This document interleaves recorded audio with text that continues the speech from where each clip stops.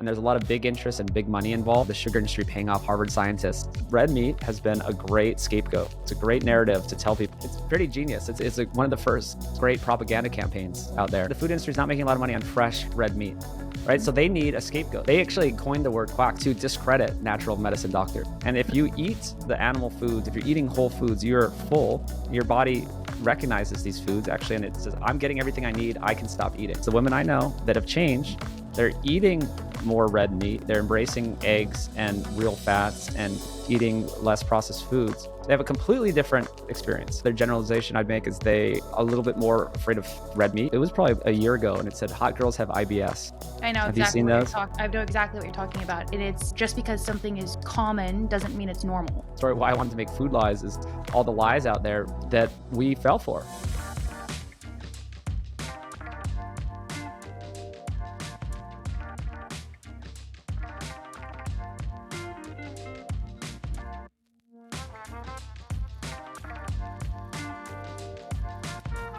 Hey everybody, on today's episode of the Gut Check podcast, I am joined by Brian Sanders, who is founder of Food Lies. It's a wonderful documentary, food documentary, as well as Sapien and a company called Nose to Tail. He's an entrepreneur who has an incredible personal story, losing not one, but both of his parents to Alzheimer's and cancer, and how that radically changed his journey. Dove in, started interviewing experts all over the world on health and wellness, and has a lot of insights to share. So I know you're going to love this conversation. I've wanted to interview Brian for a while. Enjoy the episode. Brian is a leader, pioneer in the health and wellness space, and he is the founder of Sapien, Nose to Tail, which is an amazing company he's going to share more about, and has a documentary called Food Lies, which is also incredible. So Brian, thank you so much for being with us. Absolutely. Glad to be here. So one of the things that I saw, and I think it was in kind of the intro to the Food Lies documentary, was your personal story, which was really captivating to me, in that you dove in from, your background, which I think was as an engineer, right? Engineering background, but you dove into learning more about diet, health, wellness, because both of your parents got ill. Is that right? Yeah, it was quite a wake-up call. It was about 11 years ago. I was 30, 42 now, but I feel like I'm 28 forever.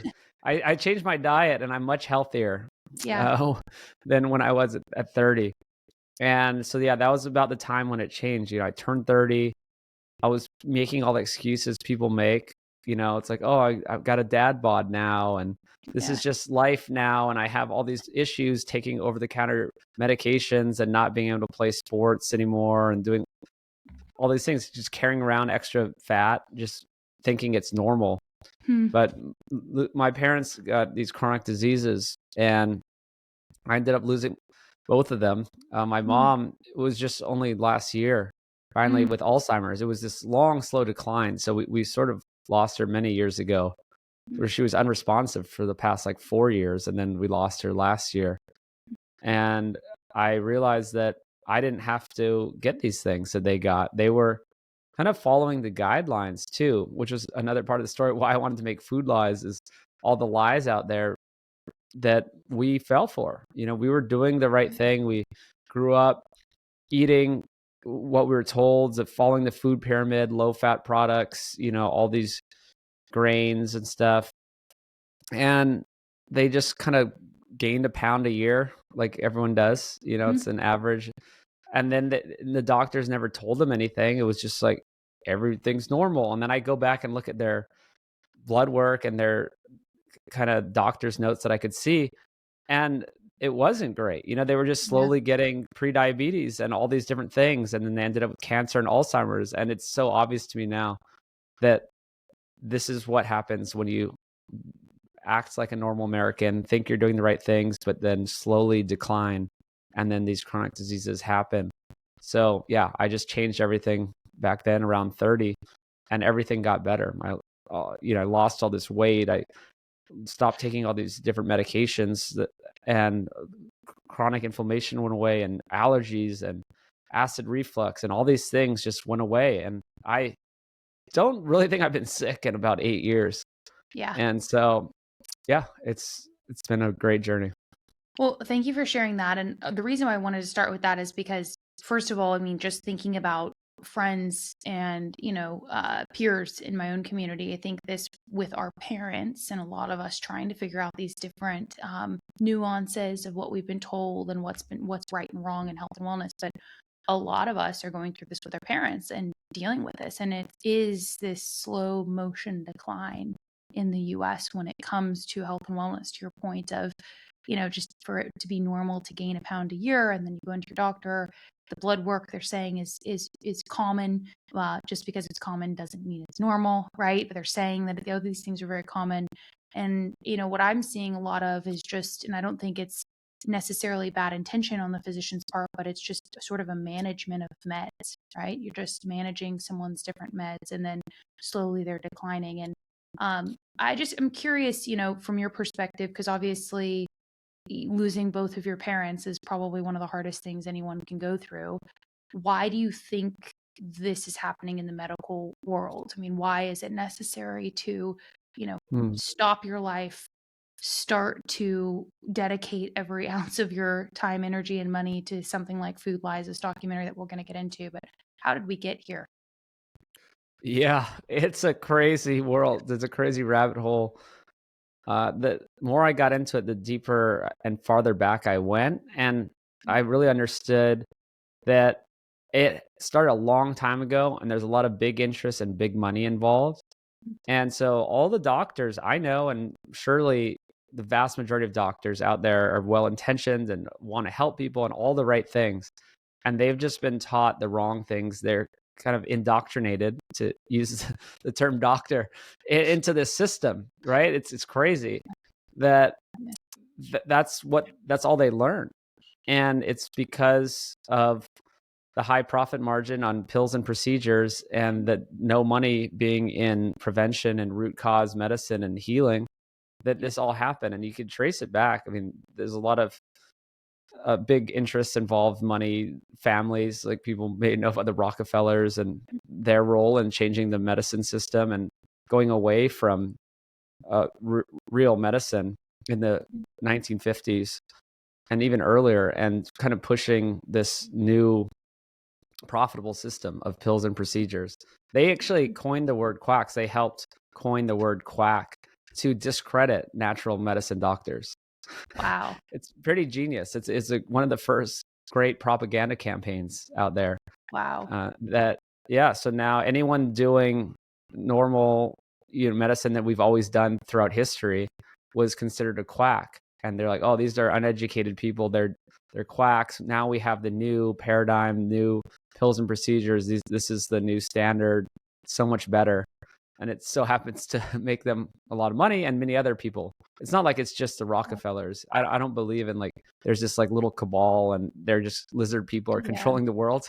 It's kind of like there's a bunch of people controlling the world though that have common interests, and that there's big money for hundreds of years, and they've accumulated a lot of power and wealth, and it can go into the Federal Reserve, into the media, into the medical system, education system. If you go really deep, it's pretty amazing how, but it's really just natural interests, right? Like these people start accumulating wealth and power, and then they make a system that benefits them, and then they want to control the narratives. And most people know that the media is controlled. There's only a few companies that own all the media, and they can kind of control the narrative. So it's not like a tinfoil hat thing at all. It's just this is how the world works, and there's incentives that are not aligned. And it's not like we're screwed though. I mean, we can create new systems, and I'm having conversations with some interesting people currently about changing the system, and having like a parallel system that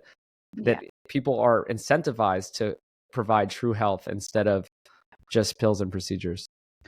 Well, and that's, I mean, very well said. And I think you hit on it. This isn't conspiracy theory. I think all you have to do is, there's a lot of doctors in my family and friends that are physicians. Just talk to them about, how it works in the big medical systems right now. But I think, on average, when I talk to my friends that are physicians and family members, I mean, they're seeing 15, sometimes 20, I mean, sometimes more than 20 patients a day.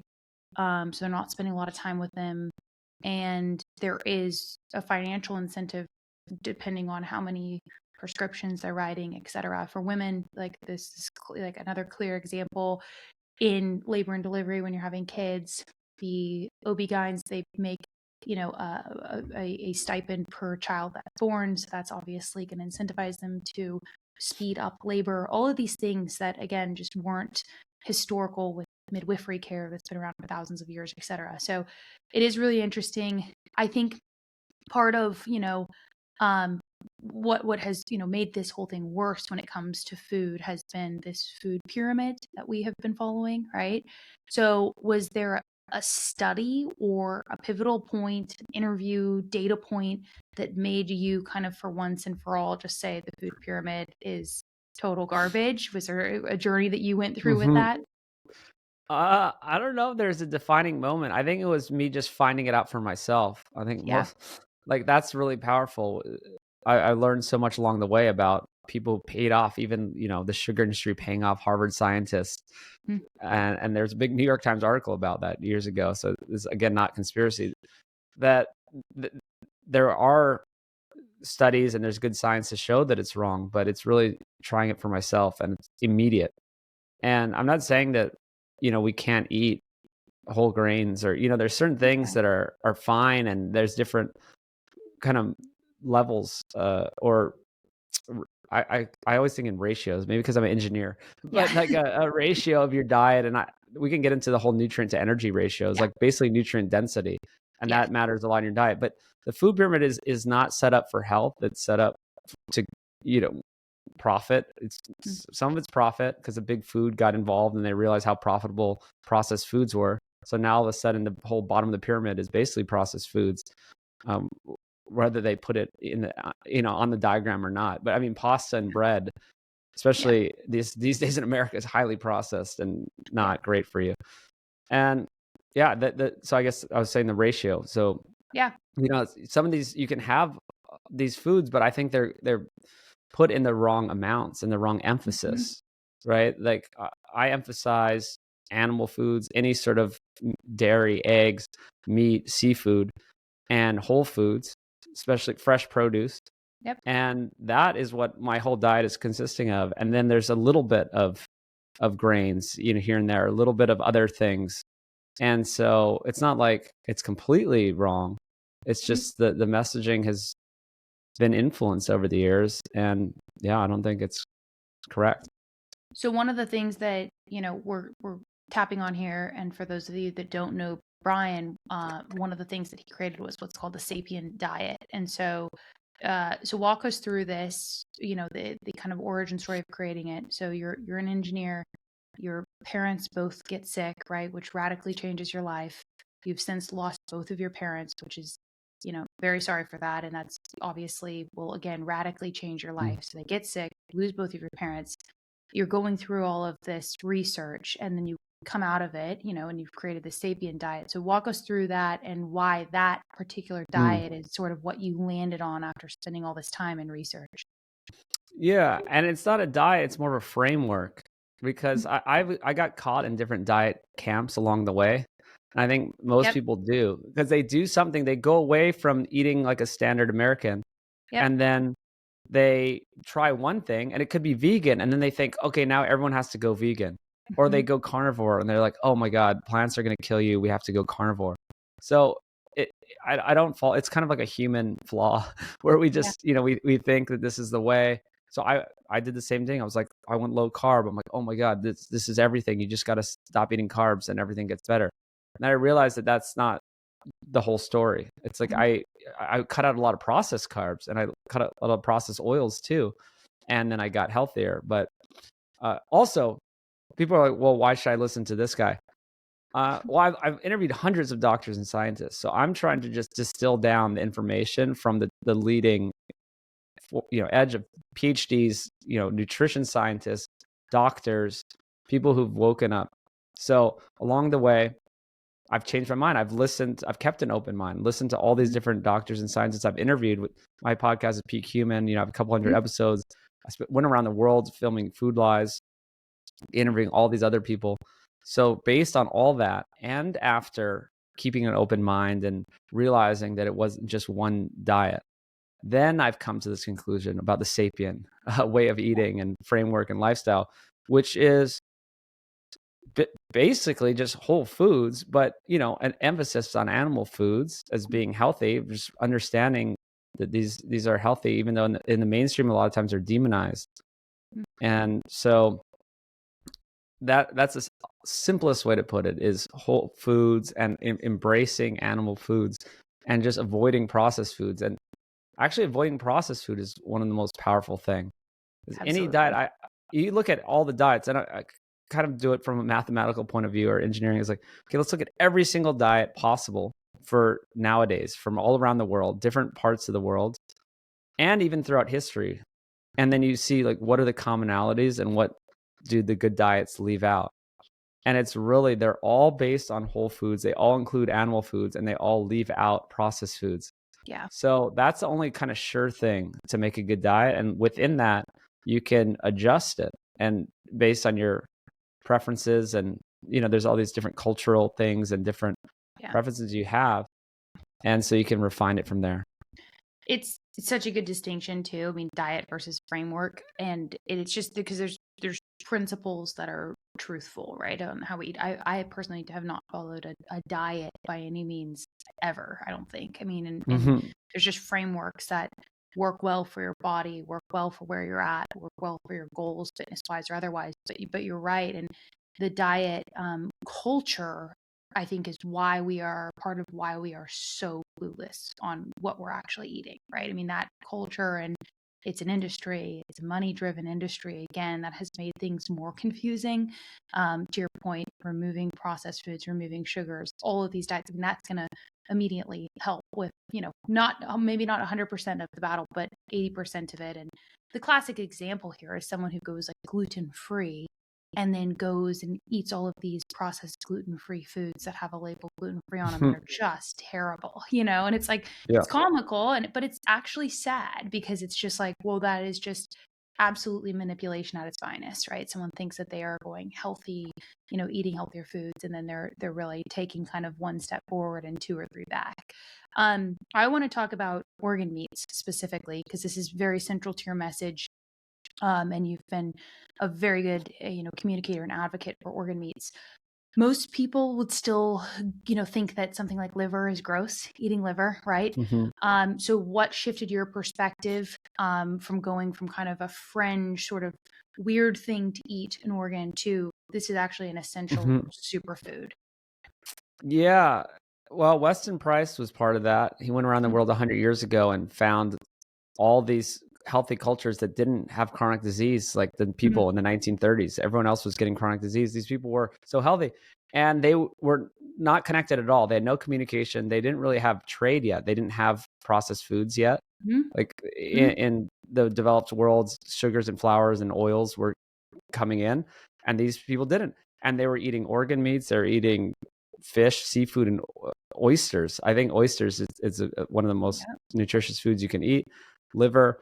They were eating raw dairy, eggs, all kinds of animal foods, the most they could get. So whatever their surroundings were, they got the most nutritious, nutrient-dense foods they could. And these were always these animal foods, and especially the organs, stuff like that. So that was really powerful. They even had practices around pregnancy without modern science at all. They just knew that they were women, and even men, they had special diets for the women and men before pregnant. And a lot of it was liver and organ meats and stuff like that.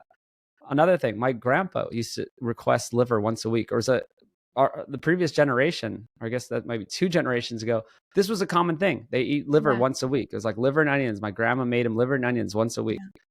This is a common thing. Other cultures still do that. Also, I went to Africa. I went with the hunter-gatherers, with the Hadza and the Maasai. When we showed up with the Hadza, the first thing they gave us was liver. They hunted small animals. It's like a small antelope. It's called dik-dik. And they took it apart on a rock. There's a whole nother story if we want to talk about gut health. They were not. There was no Purell involved. There was no dish soap. There was all the nothing. microbes. Yes. So they had a knife that they trade with the Datoga. They're like blacksmith tribe. and they get these knives, never been washed. They open up the animal on the rock. There's dogs everywhere. There's microbes everywhere, germs, and they cut open the animal. They took the liver, they cut it. It had guts on it. It had yellow and green stuff on it. And then he just hands it to me and I ate it. And he was surprised. He's like, "Oh, this dude ate it." I think he kind of just was offering kind of to be nice. And I ate the raw liver covered in everything. And I mean, I was there for 17 days in Africa and I felt incredible. Like why I wanted to make Food Lies is all the lies out there that we fell for the best. I feel like I got a much better gut microbiome from that trip. Nothing, no problems, nothing. And I was just doing stuff like that, like eating off the ground, living with these people. They're sitting on the ground eating. Everything they're doing is with nature. And so, if we want to pause for the gut health part. Yeah, no, well, that's a perfect segue. But the Sapien framework, you've said this, heals the gut first, right? And these organ meats, something that I love about them, that everyone should know about organ meats, is that they're incredibly rich in micronutrients, right? So B vitamins. You spoke about pregnancy. I'm 8 months pregnant. I'm gonna, have my second baby in about a month. Iron, right, for pregnant women specifically. The iron.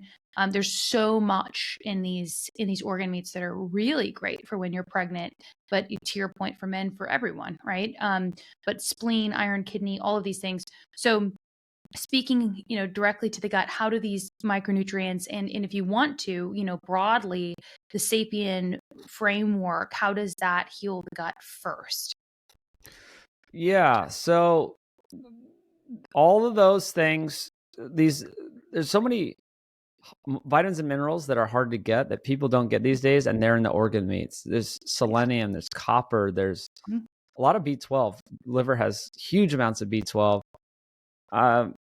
Oysters have a lot of zinc. I kind of consider zinc an organ meat. It's like you're eating the whole thing, the whole animal, but zinc, selenium, copper. People are missing these nutrients, and they help build your hormones. They help build your gut. They build everything in your body. So it's super necessary. Another thing is the microbes, the other things that they're getting environmentally. Another thing is they're eating, they had these tubers, these big tubers that they would bake on the fire, and then they would just chew on them, and you couldn't really you couldn't get through them. They were really fibrous, and so they're actually spitting out some of it.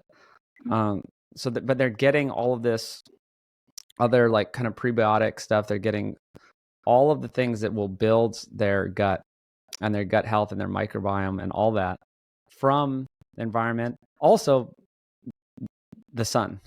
Speaking of environment too, like vitamin D, they're outside all day, and they're getting that. That is another thing that helps build your hormones and your tissues. So it's kind of all of the things that they do and all the things they don't do.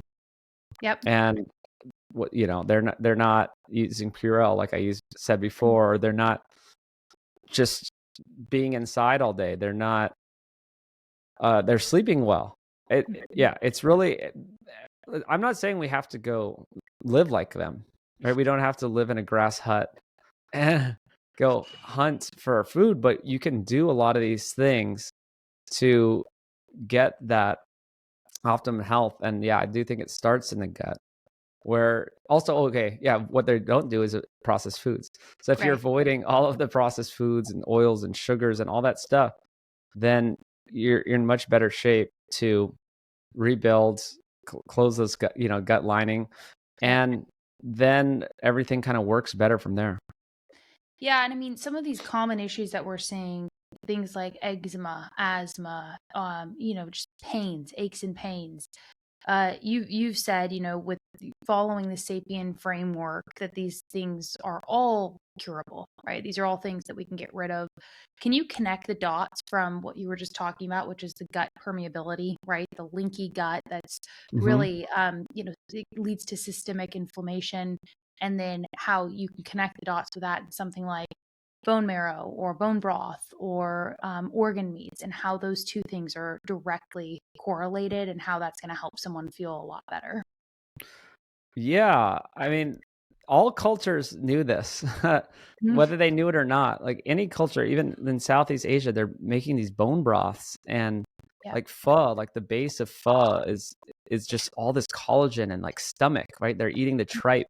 Like all these things are what normal people don't eat in modern societies, and that builds all of your gut and your tissues back up. And so, yeah, I mean, I'm not the doctor scientist, so you don't need to like, I'm not going to go into every detail about how it works, but it's just so clear that once you do it, it starts working. This is just what people have always done. Yeah, and similarly, I mean, one of the epidemics right now that we're seeing is mental health improvements, right? So, I mean, mental health issues, from anxiety, depression.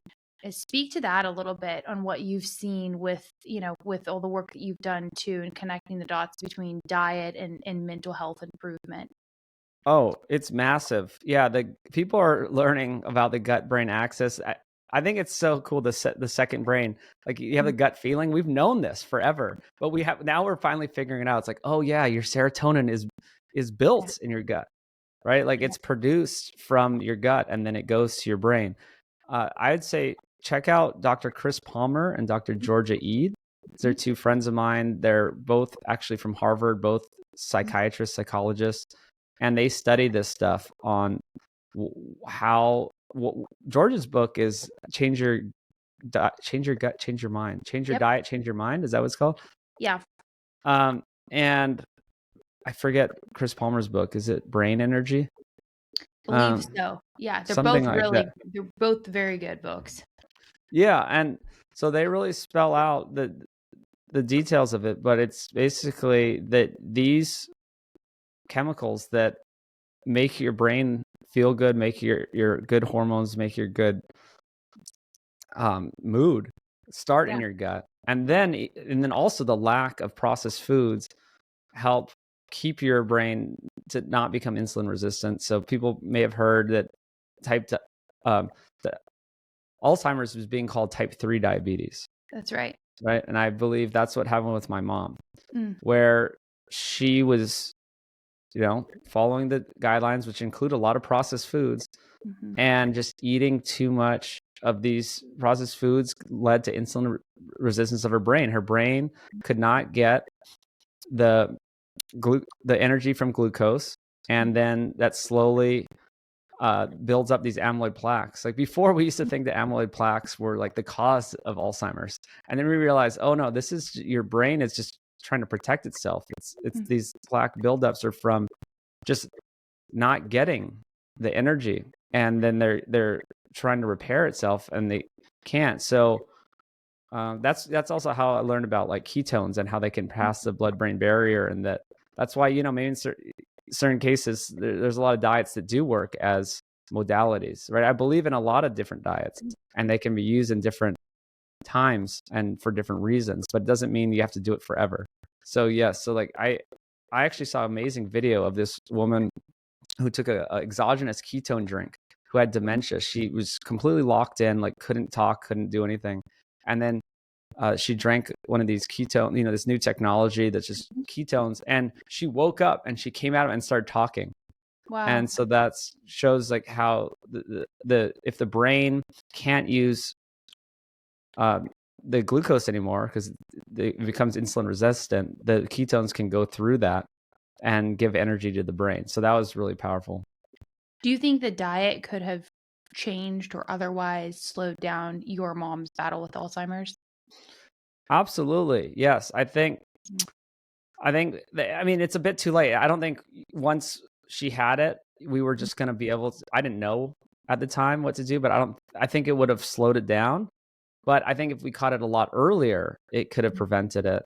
And I think one of the most powerful interviews I had was with Dr. Tommy Wood. People can look him up. I don't think he's super famous or anything, but he's an active professor. He was just in town in Austin for the F1. He's kind of a neuroscientist for the F1 drivers. Cool. Really smart Really guy. cool. Yeah.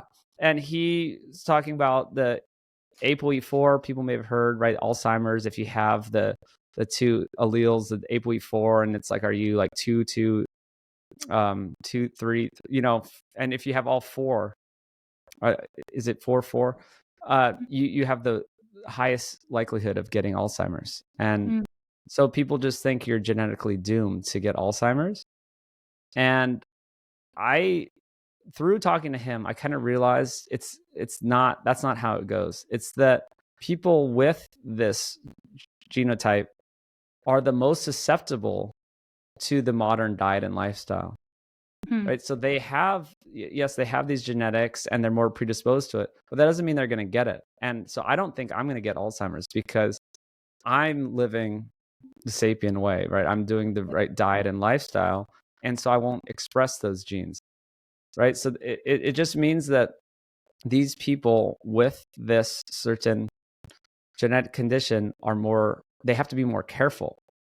Right. It doesn't mean they're going to get it. It's just that they need that ancestral diet and lifestyle more. Yeah.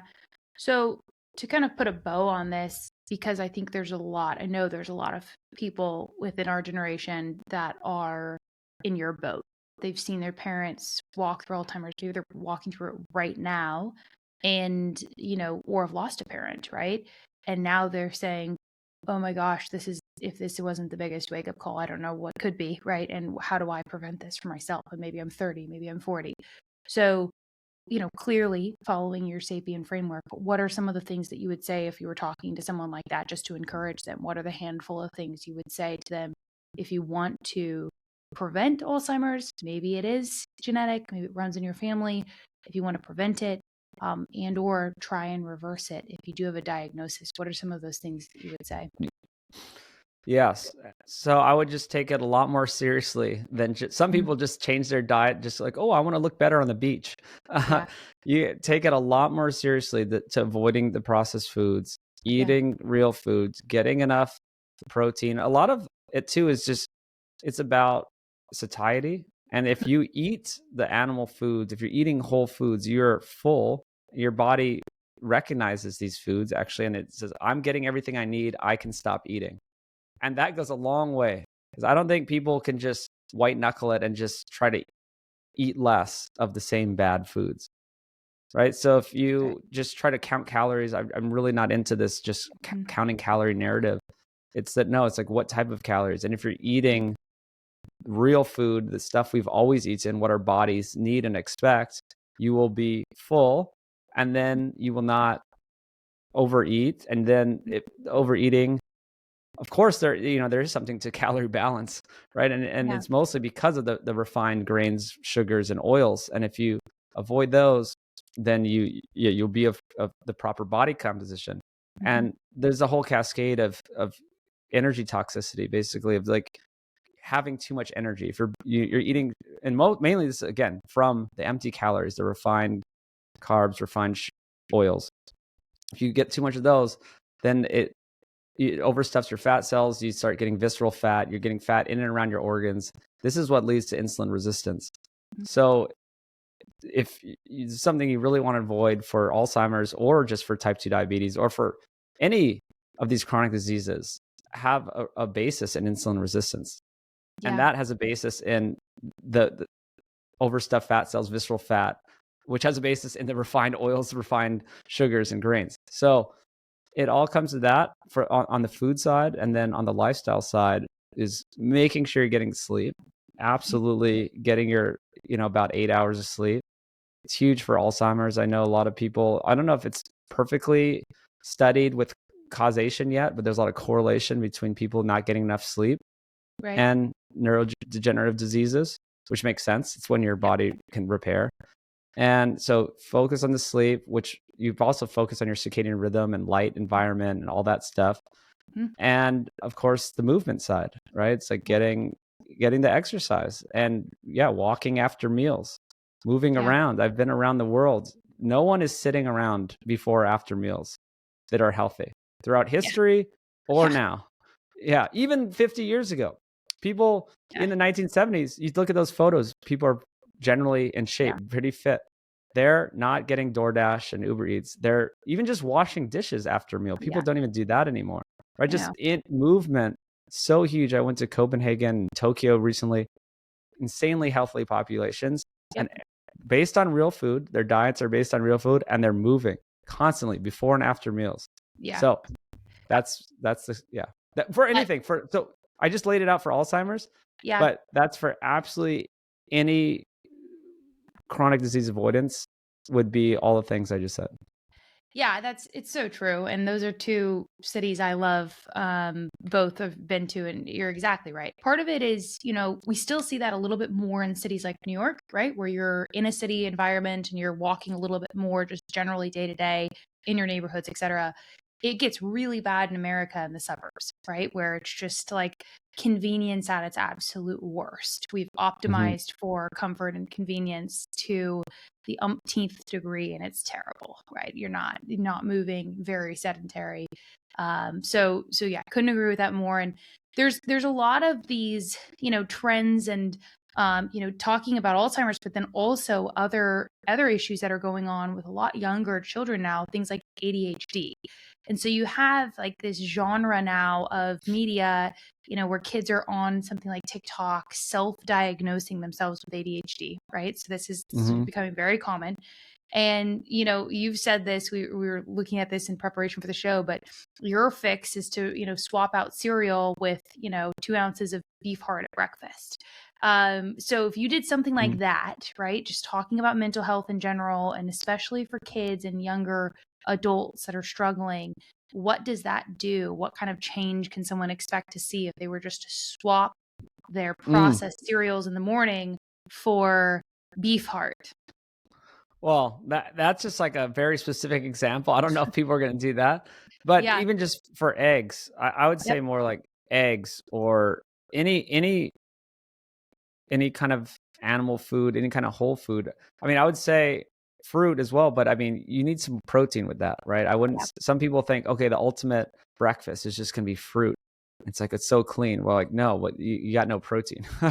So any, just whole food would, also, I don't have kids, but I know so many people, we call them sapien babies, or like these people that have grown their whole lives in utero into young adulthood on real foods. It's incredible. So all the people I know around town do this. I definitely keep a certain group of friends around, and everyone's on board. And it is insane. The difference in the behavior, in the intelligence, in the children, it's completely different. People they bring their kids to my Sapien Center, or we have events, family friendly events. They are well behaved. They're intelligent. They like can communicate with adults. They like, everything is different, and I know it's from the nutrition, right? And the parents tell me, and it's just, there's science behind it as well, is that it completely changes. It's completely accurate. I mean, I've already seen it. I have a daughter who's now about 19 months, and you can see it already. I mean, they're still very small, just learning how to talk. But the comparison, what's very common right now with parents, and has been for a while, is like a lot of juices which have a ton of sugar in them, and then these little like processed fruit pouches that you see everywhere that are not whole foods. There's not, a great deal of fiber in them, and then they're processed, heated up, right? Fruits and vegetables. And so most of them are. There's some that are more raw. But point being is that the kid is just getting these sugar hits. And those are two actually quite clean examples, unfortunately, right? And so you're putting your child on what is effectively, or should be thought of from a mental perspective, of like a roller coaster.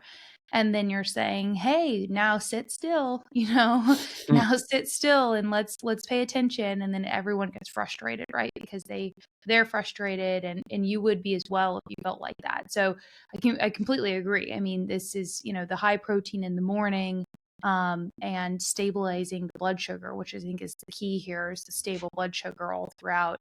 You'll see massive behavioral changes with children. It's very sad to me, because what is really common right now, going back to the medical issues, and something that's just, it's really, really sad because it becomes a gateway, is that you have young children.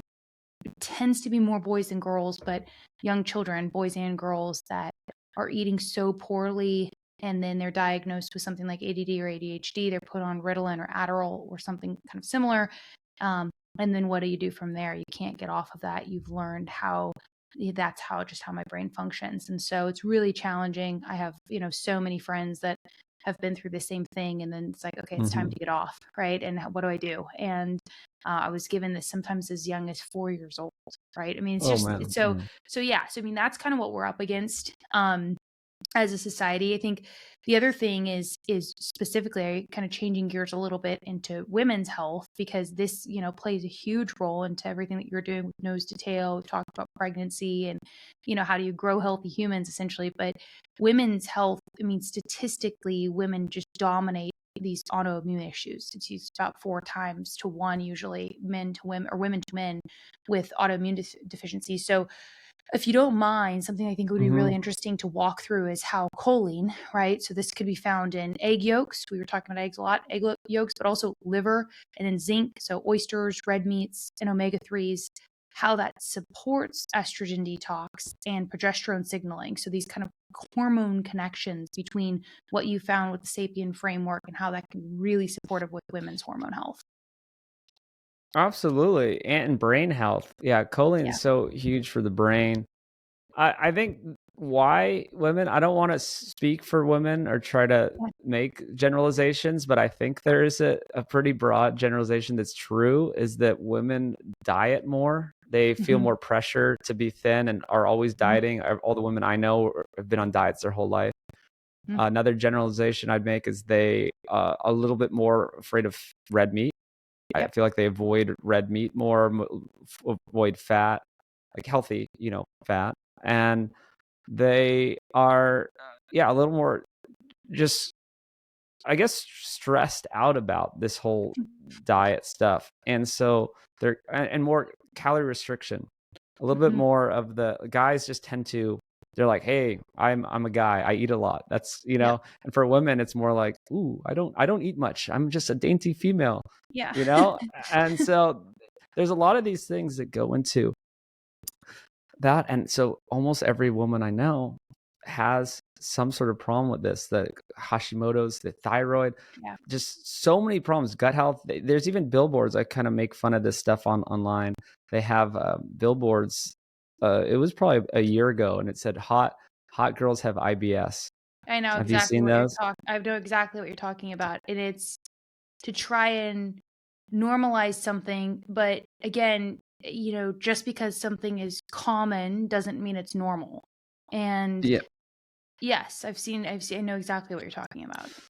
So yeah, and again, they're just trying to sell some sort of like fiber. It's patch. A fiber Some sort of supplement or something to help fix it. I'm like, no, we need to look at the root cause. And so all those things I mentioned, is the root cause is that I think if you're constantly restricting calories and dieting, but you're restricting the wrong calories, so they're avoiding red meat, they're avoiding, really healthy things that have all the vitamins and minerals you said. Also, I mean, no one really is eating the organ meats. And so it's hard to do, I admit too. It's not like I just am obsessed with just guzzling liver every day, but I just work it into my diet. But basically, if you have a history of restriction, that also messes with your hormones. That's right. It messes with your cortisol levels. It messes with so many things that disrupt your hormones. And so again, I'll make some more generalizations. The women I know that have changed, they're eating more red meat. They're embracing eggs and real fats and eating less processed foods. They have a completely different experience. The different digestive symptoms go away. Autoimmune stuff goes away. They snack less. Also, I feel like women, they're always snacking. And I realize, I think it's because you're not eating a solid meal. Right. And if you don't eat a solid meal, then you're going to be hungry later. So it really comes down to like making the better decisions on what to eat, eating fewer meals, eating more of the things you may have been told that are bad for you, and then all of these things wouldn't happen so much. So let's just, the last question here on red meat in general. I want you to explain from what you've learned, because red meat is demonized a lot. Don't eat red meat. And that, people with autoimmune might have been told that red meat causes, inflammation. And there's all of these different really just conflicting points of view. There's obviously a lot more women that are on kind of the vegan train of red meat's bad for the animals. So there's a lot of just conflicting points of view. But why do you think, and you can break this down, why do you think that red meat to date has gotten such a bad rap?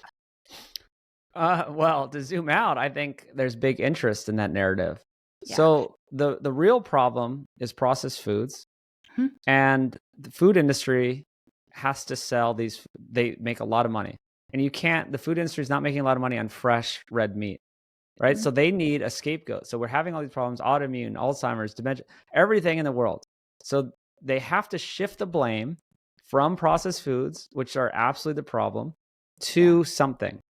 And the powers that be, whoever these people are, and it's not just one little group, like I said, there's no lizard people. They realize that blaming red meat is a very convenient narrative.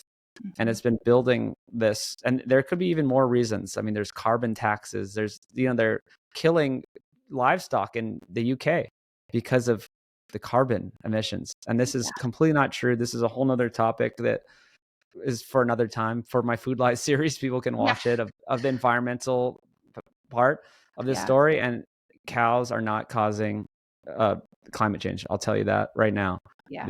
We've always had these big animals on the land. They're part of a harmonious cycle. The CO2, this methane, it's part of a harmonious cycle that works with nature. And so basically there's a lot of narratives that are shifting the blame from the real problem, which could be fossil fuels and big industry and all this other stuff that's going on, or processed foods and all these other problems. And red meat has been a great scapegoat. It's a great narrative to tell people, oh, that's the problems. Red meat, something we've been eating for all of history, something that we've always had, we've always prized, we've always, had. It was a sign of wealth and prosperity. It was a sign of we are having a Sunday dinner. We're having a beef roast. We're having a lamb roast. This is what we've always done when we're healthy. And so, I just like to give listeners it's such a logical, easy thing. I don't have to talk about all the studies. Well, I can. I mean, I interviewed Dr. David Klurfeld. He was part of the IRC committee that said that red meat was a carcinogen. This was in 2015, and the WHO and had this group, and they picked a bunch of vegans and vegetarians. And Dr. David Klurfeld is just a normal USDA scientist. He's not, big on meats necessarily. He's just like, I don't know. Meat's fine. Whole foods are fine, right? He's a very unbiased person, but I had one of the only interviews he's ever done on my Peak Human podcast, Dr. David Klurfeld, Klurufeld, talks about it. He's like, he brought studies that showed that red meat does not cause cancer, is not a carcinogen, does not cause these things. And they wouldn't look at them. They threw them out, and they used all these kind of like rodent studies or other things that weren't as relevant. And he said there are vegetarians and vegans with an agenda. And I think the WHO picked that group on purpose as part of these narratives. Yeah. Well, let's segue a little bit, because this is, I want to get to this aspect of the conversation as well, which is the lifestyle aspects of Sapien. Something that we share a lot, internally as a brand is just that, supplements are a great tool, but they are only a tool that supplements a lifestyle, right? So all of these things you were talking about, sleep, sunlight, all these different things. Let's start with vitamin D, because this is a kind of a really important topic that I think is kind of continuing to be quite a problem, and there's a lot of vitamin D deficiencies. But with autoimmunity, vitamin D resistance is very common. And one of the things that, is emphasized within Sapien is sunlight, obviously getting sunlight, and then these cholesterol-rich animal foods. ahead of supplements, which I would agree with. So explain your philosophy there of more of the lifestyle indicators and changes that we can make first, maybe before or in addition to, but certainly not instead of, right? When we take supplements.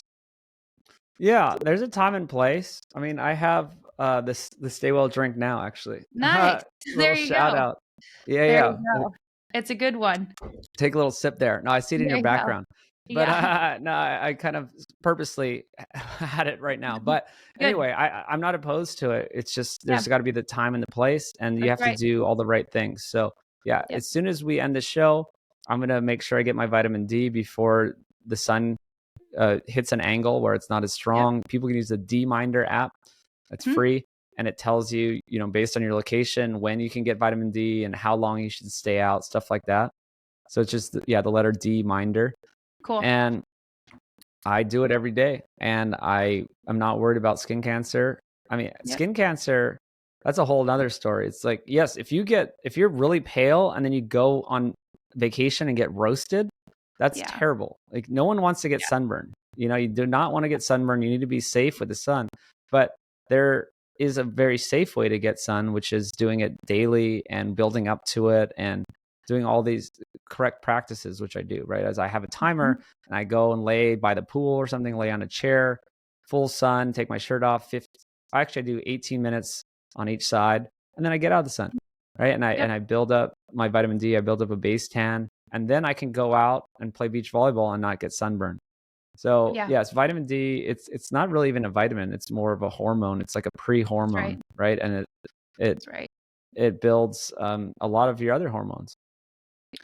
What would you say as far as the number one non-food habit that would amplify the sort of Sapien results? I gotta say, it's hard because sleep is so important, but Yeah. it's somewhere between sleep and the movement side. And I think people need to change the narrative about the movement. There's a lot of things you may have heard recently, which is very true, where there's studies that show a 10-minute walk after a meal lowers your blood sugar and has these benefits, right? And so people are like, oh, it's good to do a 10-minute walk after your meal. I'm saying change the narrative. Of course it's good. Your narrative should be, if I'm not moving before and after a meal, I'm actively doing harm to my body. And that's what I've learned from all these years, going around the world, seeing all these things, looking at studies. Yes, like, think of it that is a requirement, right? Don't think of it as a nice to have. So moving around after a meal and just continuously throughout the day, and finding some kind of exercise that you enjoy, that you can do consistently. And I've been through all the different things of like people, oh, I need to spend an hour in the gym. And then I'm like, oh, if I can't do an hour in the gym, then I'm just not going to go. And there's all these things. I only spend 25 minutes in the gym twice a week. So I developed these two little workouts called Hard 30. People can look it up online. And it's, there's a 5-minute warm up, but it's 25 minutes. It's brief, intense workouts. I'm doing simple stuff. I have dumbbells. You can do it at any gym, like at a hotel or an apartment complex. I've never even had a gym membership, but I just really focus on these things that are sustainable. And this doesn't have to be what's sustainable for you. I mean, you could do your own thing. Maybe it's completely different, but I guess the number one thing is just incorporating something like some kind of weight training and or movement around meals that you are going to do consistently and do it for life. Yeah, it's such a good point though, because similarly, I mean, just because I haven't had the time and with small kids and stuff, I've never liked the gym, being inside. I mean, there's gyms that I've liked that have been outside. But I prefer to be outside walking or doing something else in the sun. But it's so true. I mean, I was, the best probably fitness perspective, best shape and very little time, just incorporated more weights, which historically as women, like it was all about yoga, stretching, Pilates, which is great, but no weights, right? So changing that, incorporating more weights, and then just focusing and, really entirely on diet. And it's amazing what even 30 minutes a day can get you, especially if you're just moving. And there's just an underappreciated power in walking. I mean, it's Mm-hmm. so underappreciated in America. And I do think that it's because of the development and how anti-human most of our towns and cities are, where they're really built for convenience. The homes are perfectly orchestrated for where the TV goes, but yet, there's not good walking paths. There's not a lot of walking in general. It's really kind of modernity and development in the US at its worst. And you see it in other developing nations too, but it's really particularly bad here. So, yeah, couldn't agree with that more. As we sort of close here, I did want to ask about Nose to Tail, your company, and if you can walk through a little bit more about the products and, they're animal-based products. I've done a ton of research on this. I think it's a fantastic company. So yeah, just walk us through how that started and what kinds of product services you guys are working on right now. Yeah, well, we started with regenerative agriculture, actually. Cool. I found some ranchers and they were in Texas, and we just got out meat to people and that was raised the best way possible. Then Cool. actually learned how the world works. Is there's no profit margin on something like meat, and there's a lot of logistics to that. Yeah. And so then I realized, oh, okay, this is why the narratives are backwards. Like what I already said before, right? All the money's in the processed foods, and they control the narratives. They can do fake studies, they can do lobbying, they can do all the marketing and make it seem like their foods are amazing and they're great and they're healthy and they're fine. And so yeah, that's just a side story of Yeah. like how the world works and how I did not make money selling meat. So I actually stopped, and we have a few products like beef tallow body care. So again, Cool. it's using the whole animal, right? Nose to tail philosophy, but you can use beef tallow body care. It's amazing. I use it in my hair. We have deodorant. We have all these things, moisturizer. It's the best thing. It's what your body's made of. It's the same type of fat, and it soaks up. People have miraculous stories of healing their skin, of drawing out. My friend just had a baby, a Sapien baby, actually, and she said she did not get any stretch marks. She Yeah. put on our beef tallow body care every day, did not get stretch marks. And so we also do oyster pills. So I was so into oysters that I started making oyster pills. I met a guy in Ireland that he has really clean oysters, and they do it by hand. I visited him, and they're dehydrating them, and they do this like a small operation, super clean. They test them. And now I started taking oyster pills, and my testosterone went up like crazy. Wow. Yeah, it's amazing. I'm looking at these right now. I've never heard of anyone else who has an oyster pill. Really cool.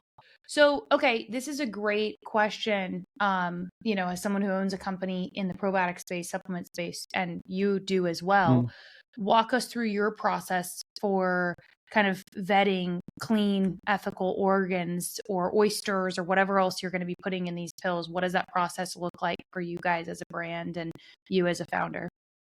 Yeah, well, I know everyone involved. So mine is pretty boutique, right? Yeah. So it was like I found these ranchers when we did just full on meat, fresh meat. And I'm like, I visited their farm and I saw them, and they were using the regenerative practice. They actually started 30 years ago with Alan Savory. People may have heard of Alan Savory, did a famous TED talk. People can look it up about holistic management and the world's, healing the world through animals on land. Like we need big animals on land. Yeah. And so, yeah, they did all the right practices. So I used them. I found a guy, we make liverivores. We make a liver stick. And I know this guy who's from Cape Town, right? It's a South African way. Have you heard biltong? Biltong is, like a South African beef jerky, no sugar, no additives, no MSG, none of that stuff. It's just the meat and seasoning, just spices and vinegar. So basically I just really know everyone involved and just do a few simple products, and then the oyster pills. And very cool. Yeah. That's very these oyster pills are great. I'm going to get some. That's great. Well, Brian, as we close here, is there anything else, one thing I have been asking recently to the guests, which I think is really helpful as we look at the next year or so, but beyond that too, I mean, from your work and what you're, doing community wise, you've built out beautiful community events in the Austin area. Obviously from a media perspective with Food Lies, you've learned a lot about media production, film production, and then products. All of these things kind of combine. what is your outlook right now? What is something that you're optimistic about as we move forward here into the future? Actually, pretty positive lately. Yeah. They're like Maha. I'm not political. I really don't Yeah. like to think about politics, but like the Maha world is, Yeah. I hope, more apolitical, or there's different offshoots. And so it's becoming a more mainstream topic of Make America healthy again, right? So it's Yeah. people are focusing a lot more on health. They're getting rid of things, food dyes, or they're trying to create things from the top, do some more legislation on getting cleaner foods to Americans, and then also just changing the narrative around a lot of things. So I'm pretty hopeful about that things are changing. People are waking up a bit. But then again, you could go to some random place where like I have my community in Austin and we're all on the same page. But then sometimes I'm like, we're not on the same page. But generally, we're heading in the right direction of people waking up, choosing healthier products, focusing on the right things. So, yeah. Well, thank you so much for being with us. So for anyone who's looking for Brian's work, you've got sapien.org and Nose to Tail, but how else and the Peak Human podcast, obviously, how else can people engage with you and find you? Yeah, just search for Food Lies on Instagram, X, YouTube, Facebook. You search for Food Lies and I'm there. And I try to just do kind of fun content almost every day. It's great. Brian's content is awesome. And it's certainly, I know that this conversation is going to be helpful to so many people who listen and tune in. So greatly appreciate your time, Brian. We'll certainly have you back. There's a lot more we can get into. I feel like this is just kind of an intro conversation, but appreciate it. And we'll leave it there.